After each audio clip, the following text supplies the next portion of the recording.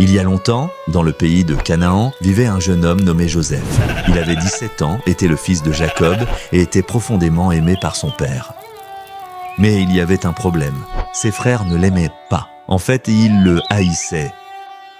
Joseph était le fils préféré de Jacob et ce dernier ne cachait pas son affection. Pour montrer son amour particulier, il offrit à Joseph une magnifique tunique de plusieurs couleurs, un cadeau digne d'un prince. Tandis que Joseph portait son manteau avec fierté, le cœur de ses frères brûlait de jalousie. Pourquoi Joseph, l'avant-dernier de la famille, devrait-il être mieux traité que les autres? Mais ce qui aggrava encore plus la situation, ce furent les rêves de Joseph. Une nuit, Joseph fit un rêve qui l'enthousiasma. Le lendemain matin, il se hâta d'en parler à ses frères. Écoutez le rêve que j'ai fait. Nous étions tous en train de lier des gerbes dans le champ, quand soudain ma gerbe se leva et resta debout, tandis que vos gerbes se mirent à l'entourer et à s'incliner devant la mienne. Ses frères froncèrent les sourcils. Tu crois que tu vas régner sur nous? Tu penses qu'on va s'incliner devant toi? Tu n'es qu'un gamin. Les frères murmuraient entre eux, leur jalousie se transformant en colère. Pour qui Joseph se prenait-il? Quelques nuits plus tard, Joseph fit un autre rêve, encore plus étonnant. Le matin suivant, il le raconta avec enthousiasme non seulement à ses frères, mais aussi à son père. J'ai fait un autre rêve. Cette fois, le soleil, la lune et 11 étoiles se prosternaient devant moi. Même Jacob, qui adorait Joseph, fut surpris. Quel était donc ce rêve? Veux-tu dire que ta mère, tes frères et moi allons nous prosterner devant toi?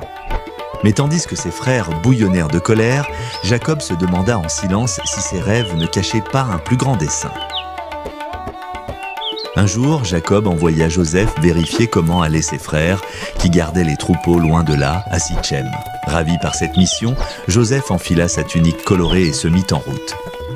Mais à son approche, ses frères le virent de loin. Regardez, voilà le rêveur qui arrive.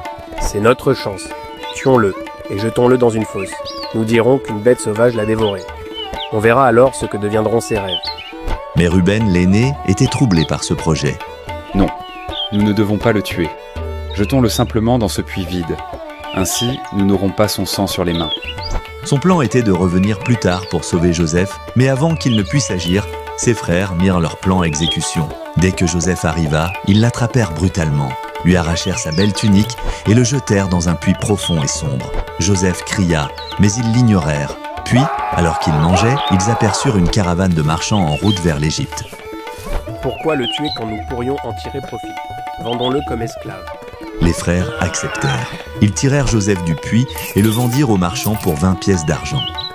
Tandis que la caravane disparaissait à l'horizon, la liberté de Joseph prenait fin.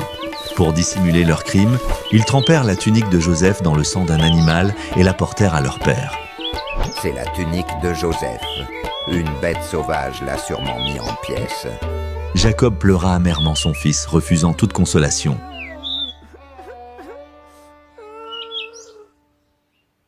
La suite de l'histoire de Joseph sera racontée dans la prochaine vidéo. Abonne-toi pour être sûr de ne pas la rater.